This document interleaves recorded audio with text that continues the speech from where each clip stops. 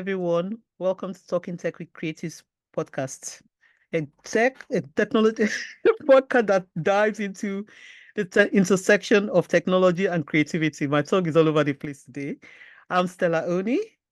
Join me as renowned experts from the creative industry share their innovative journeys, great tips, and insights. As an author with passion for crime, food culture, and tech, I've always believed in the transformative power of technology, especially for emerging economies in Africa. My guest today is Gbenga Sokefun, and I'm going to tell you a little bit about him. He's a multi-talented Nigerian-American author, lawyer, and industrialist.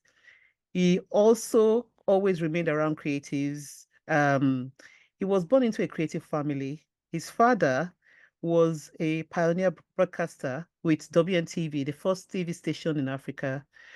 His mother was a celebrated chorister. She loved classic church hymnals, and they were very strong influences on his creative expression.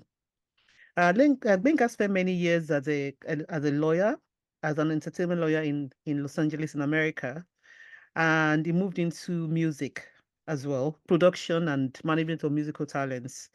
Um, he was actually instrumental in the development of his sister. His sister is TY Bello, her music career, and actually was the one that gave her first professional camera. So that is awesome. And he was amongst the pioneers of the present day Afrobeat genre. So it's mind blowing. Gbenga co-founded Question Mark Records with Kevin Luciano Gabriel, and he actually at that label were the ones that started off Asha, Mode 9, Silver Sadi, and some other Afrobeats and other amazing artists. His passion is law and writing. His first book, he's going to tell us about that, is Adigun. So, and he's got quite a lot of interesting hobbies that we're going to talk about as well. So, without further ado, I welcome Gbenga. Welcome to Talking Tech with Creatives podcast. Thank you so much, Stella. Thank you. So I know that I've said a bit about you, but can you tell us a bit more about yourself? What else I thought don't I we thought know? you were just I thought you were just going to tell me to go because there's nothing else to say. So you kind of like, yeah, just tell us a little bit about yourself in your own voice. Well, I'm just me.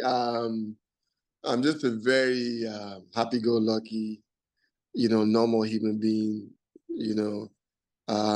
Just been blessed with proper education, good parentage, been around the world, well-traveled, and love Nigeria, and actually had to come back to Nigeria.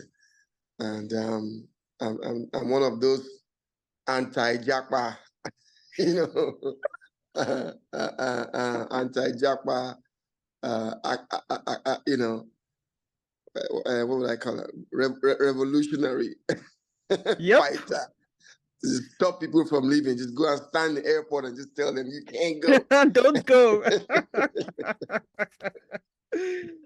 So, you said you kind of like, you like Nigeria, and for our audience, Japa in Nigeria is when you leave Nigeria to go settle in the West somewhere outside of Nigeria. So for people like us who are here, and bigger in Nigeria, We're coming for you.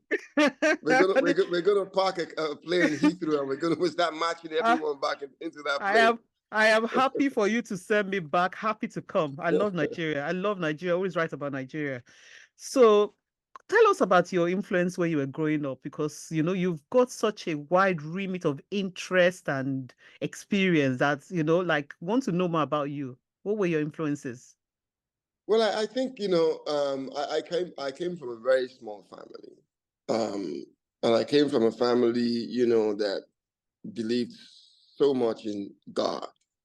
God was the main stance in my family, and I'm glad that we all still have the same belief and respect and regard for God, because sometimes these parents they make you OD on it.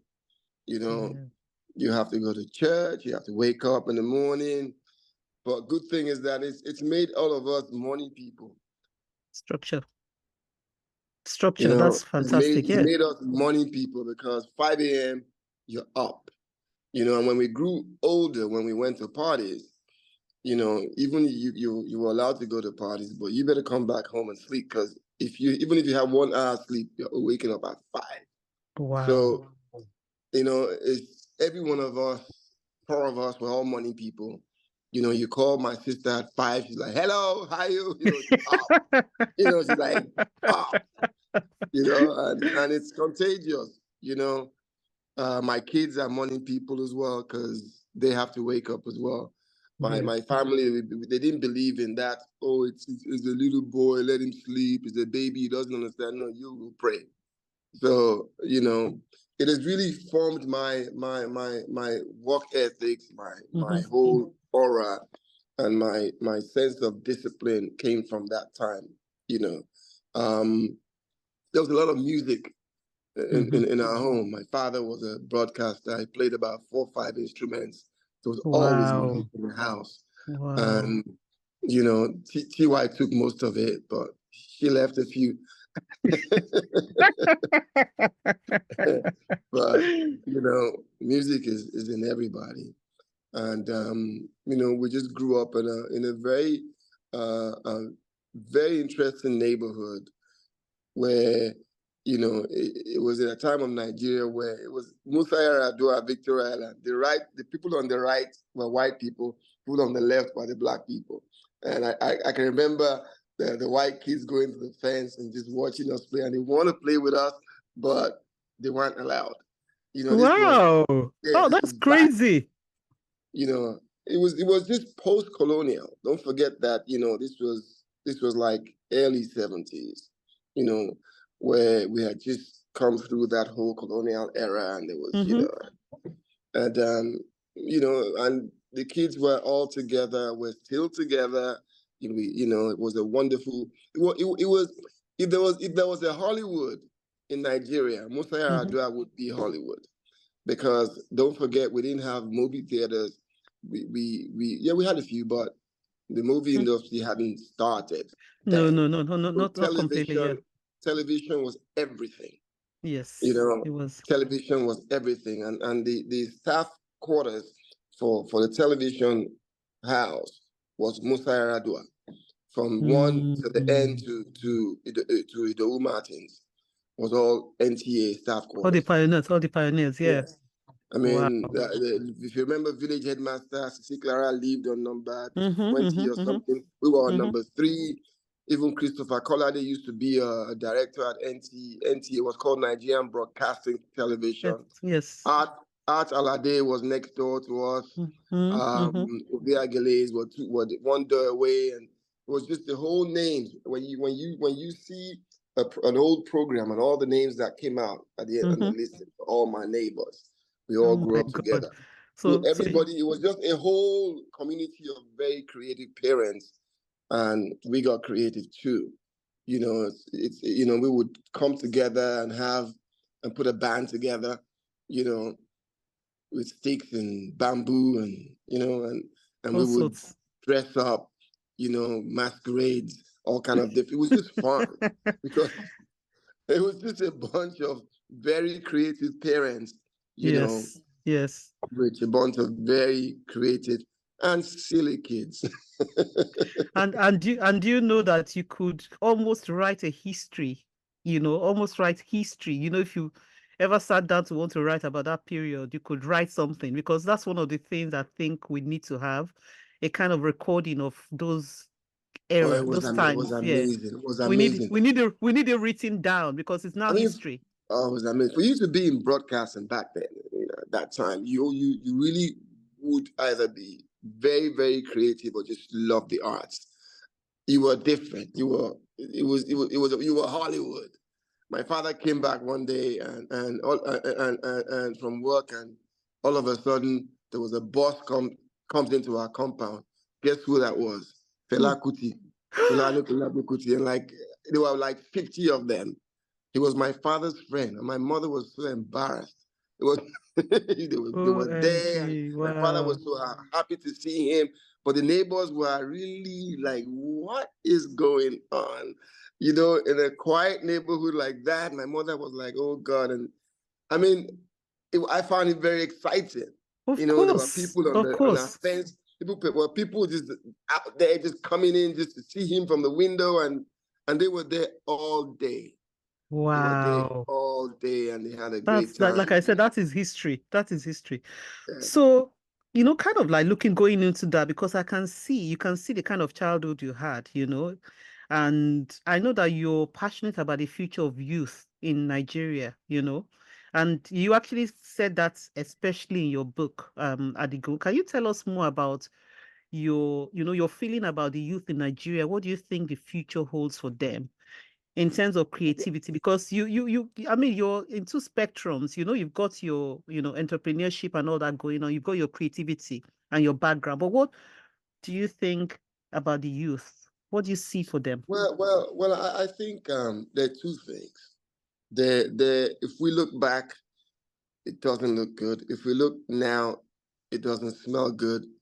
But there is a future that is really nice that I Mm-hmm. feel I can see, and that future is growing right now. Mm-hmm. It's brewing, and it looks good. Okay, talking about the past, we've come we've created the youth community that have grown through the young age without history. At some point, the government took history out of schools. I don't know whose idea that was, but whoa, that was the most Did they take his? ridiculous. Did they do Yeah, that? because they did. They stopped history lessons in schools. Oh my God. So what we have now is the youth population that are very divisive in nature. They they are so conscious of who they are. I mean, it's ridiculous to find a child, you understand, so so strongly Igbo. When I was growing up, I didn't know tribal boundaries. I did not. You know, I didn't know that tribal boundary. I just loved kids and we were together. So what we have created is a generation of children, because history binds us. Our history is so binding. You understand, that is unbelievable, and that is what you would find in my book, Adigun. Mm-hmm. Adigun tells you, you Mm-hmm. understand, about that Nigerian thing. Adigun warns you, about what, the problems you would have if you're thinking of dividing Nigeria. This boy, be it fiction, his mom, Igbo, his father, Yoruba, grew up in the Fulani enclave. He lived in a fictitious community called Jobore. Mm-hmm. Okay. And in Jobore was a lovely village close to the Atlantic Ocean. Mm-hmm. The kids were together, they played together, and it was set just after the Biafran War. Mm-hmm. So, there was a place where they were in a place where there was caution, okay, to divide to division. Mm-hmm. Okay. And the boy is Yoruba, his Mm-hmm. father is Yoruba, his mother is from Arochuku. Mm-hmm. Okay, and he grew up with the Fulanis. He gets to a point where he had to test those, because all of a sudden he finds himself in the middle of everything, where his father made his father's Fulani friend's daughter pregnant, who Oh used to my be his God. carer. Mm-hmm. Hadiza was Adigun's carer, and Adigun's father's friend, Danladi, had his daughter, only daughter, come and live with his father. And she cared for Adigun, taught him Fulfulde, the Fulani language. He had his goats, and even husbandry was normal to Mm-hmm. him. He Mm-hmm. was a Fulani boy. Mm-hmm. Adiza would always take him to the Fulani enclave. And he grew up as a Fulani boy, even though his parents were where his mom was from Arochukwu in the east, and his father was Yoruba. So growing up as a Nigerian, the book Adigun totally just makes a folly of people who are saying we want to divide Nigeria. How do you divide a country that is so fused together? People have intermarried. There are 1,001, there are millions of Adiguns in Nigeria. So when you divide Nigeria, where you're going to put those people who have parents from two different geographical locations? So you would see the struggle. All of a sudden, Adigun is put in the point where he's being sold out to the Fulanese because his father made the other his friend's daughter pregnant, and the lad is like, "Hey, you've made my young daughter pregnant. You can have her, but we're taking Adigun because we know him. He's ours." So the child is like, you're gonna, he couldn't come. He was too young to understand why his parents were allowed the Fulanis to take him away. Okay, so let me just jump in there because I know I don't want to tell all our audience about Adigun. Let them go and buy a copy. So we're talking about the tribes as well, because some of them might not know about the Fulani, the Yorubas. Nigeria is kind of divided into different tribes. And in terms of your book, it's like what you're saying is that, we have a lot of youths that are from this kind of like fused, their background, like someone like myself, I'm from two tribes. So imagine someone trying to divide me. You can't divide me because I'm from two great tribes in Nigeria. So kind of like, in terms of the youth, what we're saying is that, it's one Nigeria in a way, isn't it? We're talking about one Nigeria. I had divided it into three. I was talking about what was happening from before. Yes. And why, we have created this generation of children who have lost all sense of unity because they took history from them. Yeah. The book Adigun talks about the history of the Igbos, talks about the genealogy of the Igbos, trace the genealogy of the Igbos through my characters to Israel. Okay? To Israel. Israel. There is a discussion, where a lot of the Igbos believe that genealogically they are related and they came from Israel through Mesopotamia into Africa and then found themselves in eastern Nigeria. And it's amazing how much proof you can find There's a tribe. The Jewish culture, the similarities between the Jewish culture and the Igbo culture. If you go to an Igbo man's house, you find they all have something called Obi Gad. Gad is like a grandchild of Jacob. Okay, and in my book I mentioned all the names and how they scatter. Even Ata of the Kwara area.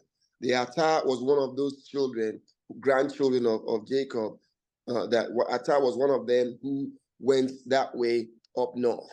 Okay, and you have all just all over the whole place, and it also shows how how there's some anthropological truth. There's some truth, because you can see the signs. It's just the same way you can go to America and see signs of the Scottish, of the French, of the Irish in America. Yes. You go to Igbo land and you're seeing cultures that resemble Jewish culture.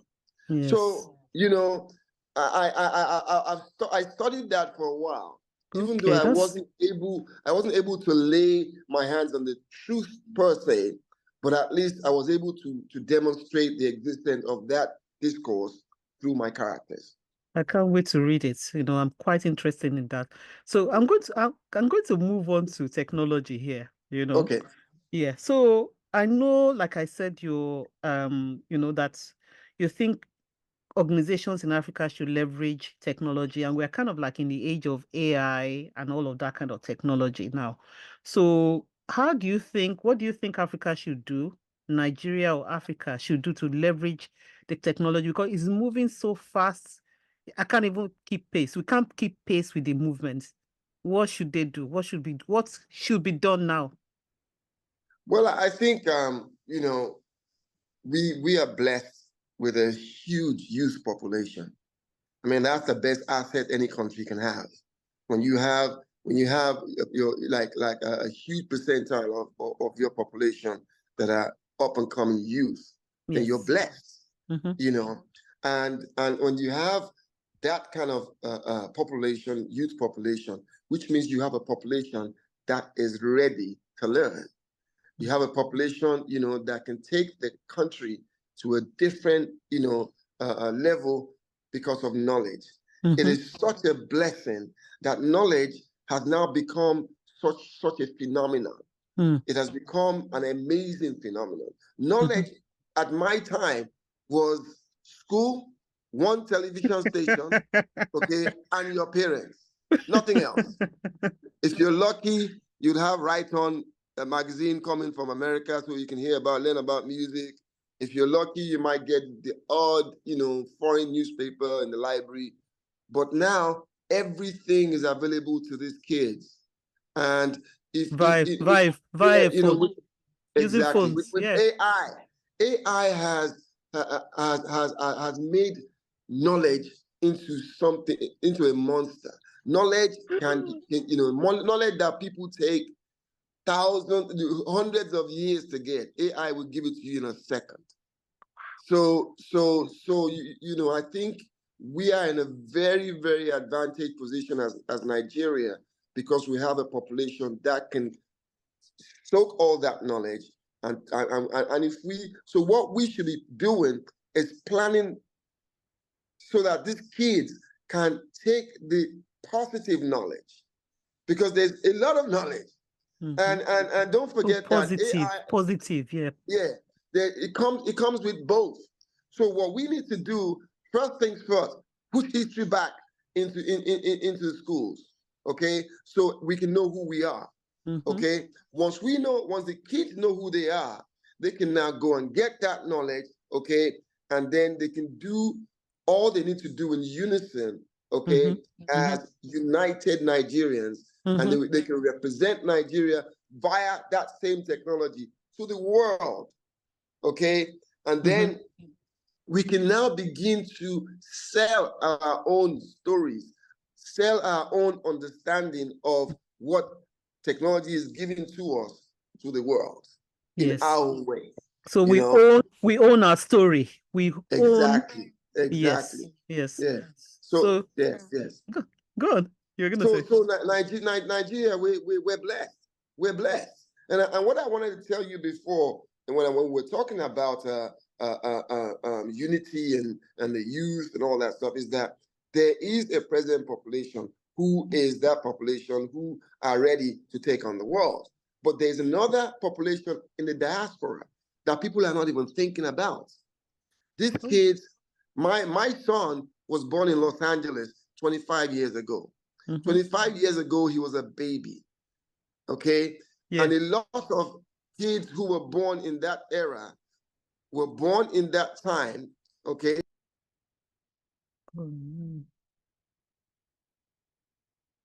We've lost him.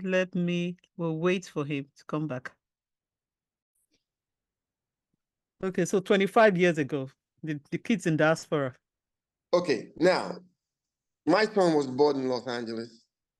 And while he was born, there were a whole bunch of thousands of Nigerian families that had children as well, born at the same time. Those babies are 25 years old now, okay? Those are the babies who live in Los Angeles, live in Germany, live in London, who have gone into corporate London, corporate America, okay?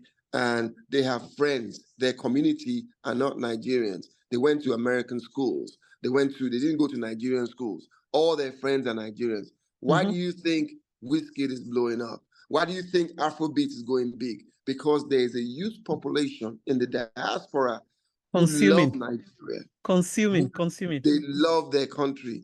A lot of these kids never been to Nigeria before. They speak Yoruba, they speak Yeah. Igbo.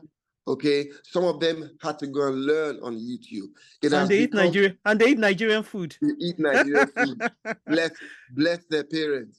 Okay, they, they may speak like English. They may speak like Nigerian, but if they hold that eba for you, you'll be shocked.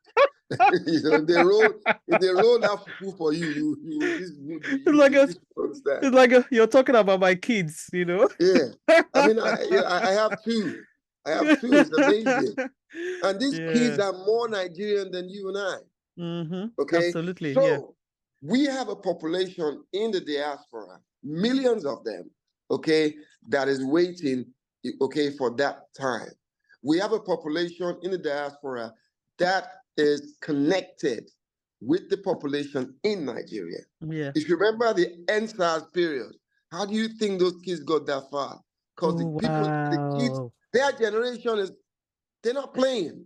I didn't connect it at all. I The did kids not in connect the it. You're right. diaspora, they are super connected to the kids in Nigeria via telephone, via And social media. and let's kind of put credit where credit belongs, because you're one of the the Afrobeat movement. You're one of the people that started that movement. Afrobeats, we cannot, say enough about how it has connected those children. The music Absolutely. has made it one, because it's like suddenly there's this connection now that there are heroes out there singing our song, you know, and everybody is dancing to it. Yes, So yes. we need to put that credit. We need to give you that credit as well for Well, I creating mean, that yeah, I movement. mean, Yeah. I mean, bless up, Kenny Ogugbe, bless up D1, Obi Asika, bless you, Kevin Luciano, bless up, Yeah, you it's know, true. many, you know, Sunday Are, you Yeah, know, I mean, I can't, it's incredible. Yeah, we were all doing what people thought was impossible. There was a yes. time when I left Los Angeles and came to Nigeria and set up a record label in Nigeria, and my friends in LA said, "You must be crazy, trying to promote But Nigerian But music." look at that now. Look at now. You know? Egg on their faces, I mean, we have Obi Asika. I did an interview with him, and it was just an amazing interview. So Oh yeah. I'm blessed. Yeah, I'm blessed to have had him as well. So I kind of like want to touch on an interview that you did. You talked about trade practices of pre-colonial Africa. And you mentioned it kind of like, because an interest in the trade model. You said that, that would benefit because of the African trade agreements, the new one that is coming Yes, through. yes, yes. So you want us to kind of like, you want Africa to kind of like have something that benefits Africa, as opposed to the colonial times where we knew that trade benefited the West. It wasn't the colonial master. Can you just kind of elaborate on that? Tell us a little bit about that. Yeah, I think the African trade zone, free trade Yeah. zone, African, yeah. yeah, that the initiative is the most amazing initiative, because all of a sudden we're going back to the drawing board. All of Okay. a sudden we're remembering that there was the trans-Sahara trade. We traded with each other freely before colonialism. There's so many Sudanese that came to trade in this part of the world that stayed. They never went back. They are the Nigerians who are in Oyo, Oshogbo, and all these places. You understand? Some of them came with Islam. So And they never we went had back. an amazing trade caravan route that was there before. So this African free trade initiative is exciting because it's almost like it's bringing back the camels all over again. It's like the Yes. Trans-Sahara has woken up again. It's been dead for so long. They shut it down. It was shut down. Okay, and now we now created all these artificial barriers and all this documentation and all these things. Now we've opened it up. I'm into manufacturing, okay, Yes, yes, and I manufacture ropes in Nigeria, yes. industrial ropes, and all Mm-hmm. these ropes in Nigeria. And guess what? I looked at it, I'm like, wow, this is amazing, because a rope in Nigeria is a rope in Mali. A rope in Mali is the same rope in the Republic of Benin. Yeah, it's a rope So everywhere. exactly. So why can't I sell my rope in Togo? you know, so why do So I it's need? Yeah, a so it's whole, opened it yeah. up, and now beautiful things are happening. Companies that are calling us from different parts of West Africa, wanting to trade with us. And I'm sure it's happening to other people making other things as well. Mm-hmm. So it's an amazing big up to ECOWAS. Big up to all the Nigerians who made that happen. That's Um, fantastic. Yeah. So it's a good thing. hopefully you're going to be leveraging some technology, with making that happen, Absolutely. Yeah. Technology is going to play a very, very, very important, crucial role Mm-hmm. in making that happen. Yeah.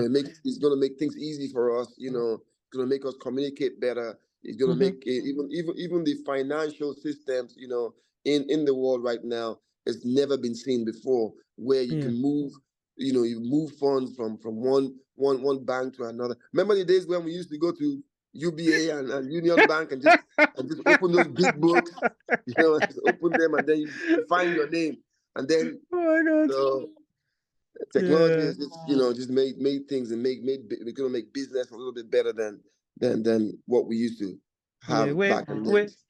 yeah, I think we're in exciting times. So I'm going to ask you, what are because I did forget to mention that you're director of Nigerian Ropes PLC, because that's why you've got all this umbrella of things that you're doing.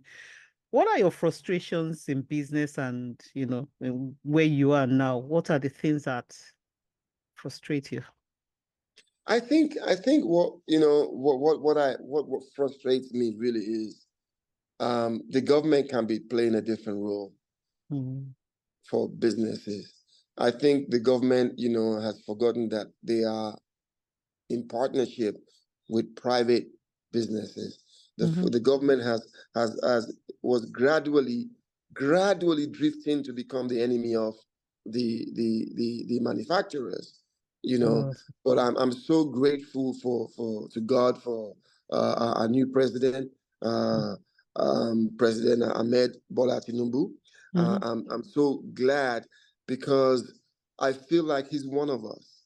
Okay, I feel like his understanding of business, his yeah, understanding of international business is beginning to come to play.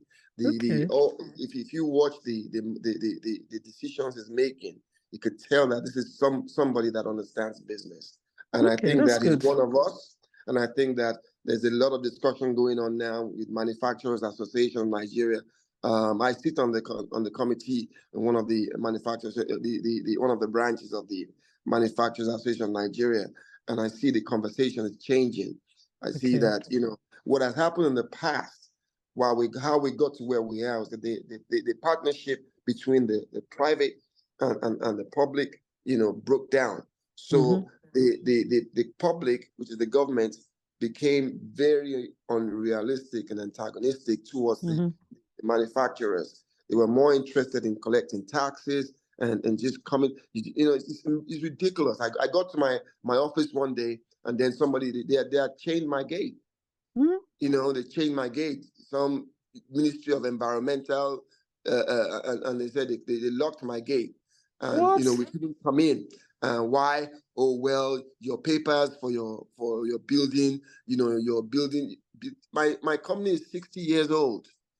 Well, there is space you are not using, and you want to know why you're not building on that space, because They people just have to came work. like that. Oh my God. Yeah, people have I to work only, in the factory. That's why there is space in there.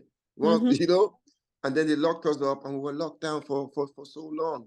And I Oh my spoke to God. the commissioner at that point, and I was shocked. He You was like, couldn't. "Well, you need to talk to them."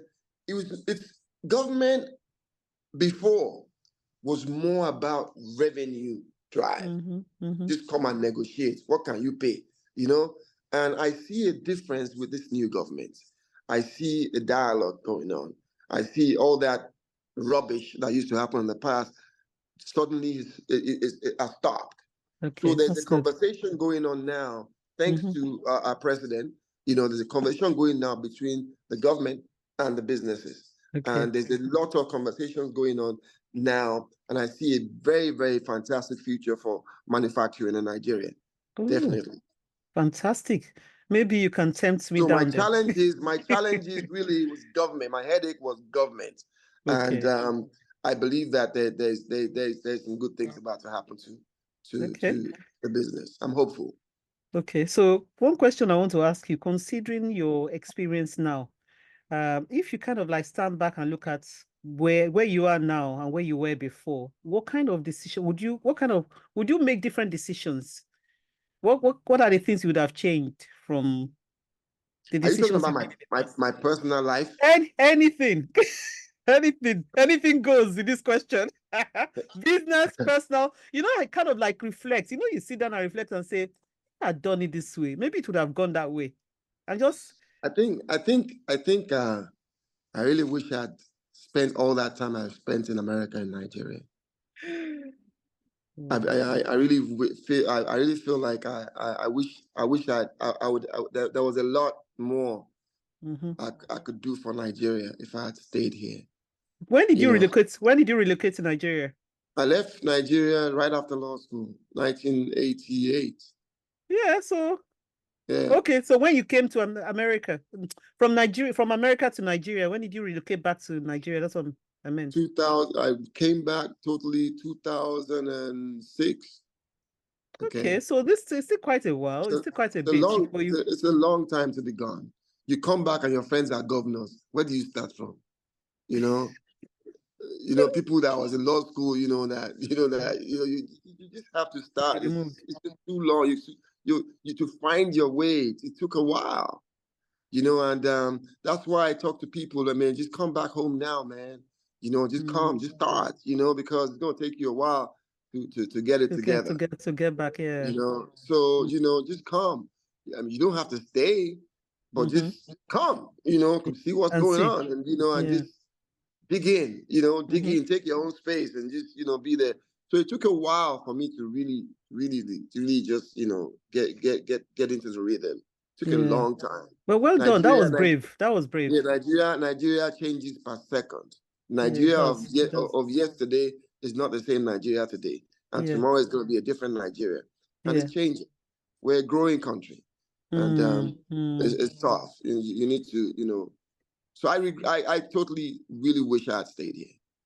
Yeah. Really. Anyway, well, you didn't, and whether we kind of like it or not, some of our experiences, whether in the diaspora or within Nigeria, it kind of like, it would impact whatever you're doing now. So even though you said, oh, you wish you had come back, maybe whatever you gained before 2005, before you relocated, is what, part of it is what you've got now.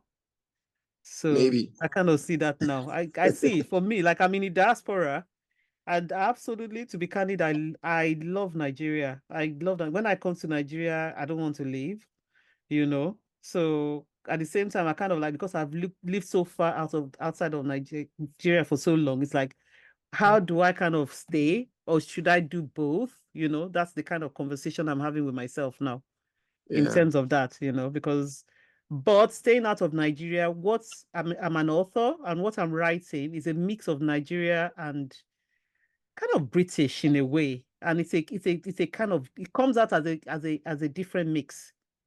So I don't know, Beautiful. if I'd stayed in Nigeria, would I have had that? Would that happen? That's the question. I don't AI. AI know. would There's no AI would way. do it for you. There's no way AI would do it. AI cannot personalize anything. Well, not at the moment anyway. It can't Just personalize. watch. It's coming. No, It's coming. it's AI It's is almost still there. AI is It's still still not Stella. coming. It's not Stella Oni. It can still It's not put coming. Stella Oni together. Yeah, It's it's coming. It's coming. coming to get you. So we're kind of like nearly at the end of the interview, and it's been a good one. So I want you to tell us about because I know you have all these lovely hobbies. So tell us all about your hobbies, because they're so. Well, I mean, you know, you know, my family lives in London. I work in Nigeria, basically in London almost every month. You know, I travel a lot back to my Yeah. family. And being in Nigeria, you know, Nigeria is a very funny place. If you don't find work, devil will find work for you. So, you know, the only way around it is, you know, Get just busy. keep yourself busy. I play a lot of golf. I play golf like twice a week. I own 4 horses who I love them greatly. I'm very, very passionate about them. I love them so much. I see them every day. You know, I ride them. And weekends I play chockers with the boys, play polo as well. Play polo chockers and stick and ball, you know. So you know, the secret is by the time you get home, You're tired. you know, you're tired. You Yeah, sleep, no time to think of anything else. yeah, you sleep well, you know. Yeah, And you know, by the time you're running your family in England, you know, you change naira to pounds. There's no money left I tell for, you. for, Naira at the moment is dire.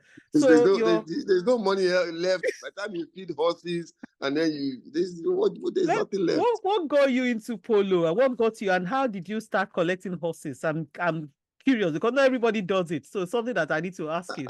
I think it's just a love of animals. I think I'm more in love with the animal than the game. As a matter of fact, I used to hate polo because I used to think that the game itself pays more attention to the game than the animal.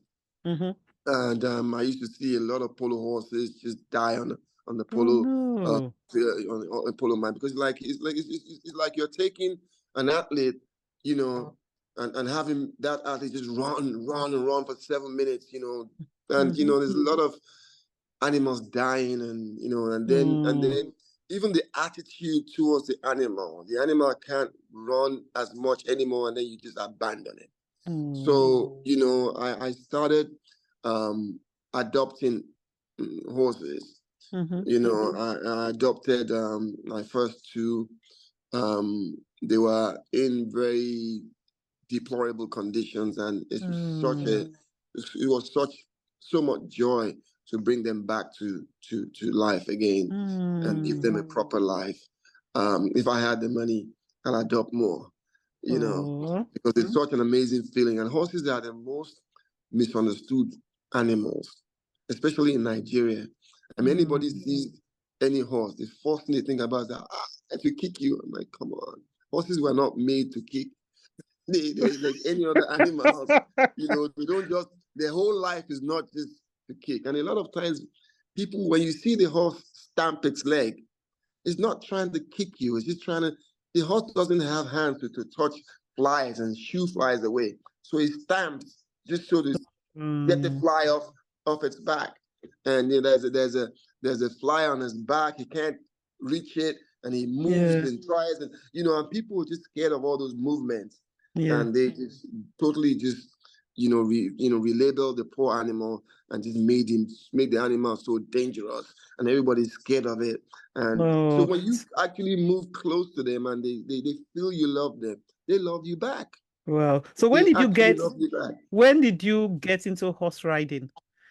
I've been around horses for a long time. I've only started playing polo for the last 4 years now. But I've been around horses. I lived close to the polo club, so we used to come there and just look after the horses, shove hay, and just they'll let us just work, and I just love looking after them. And I think people don't love them as much as they should. So I try to give them as much love that I can give.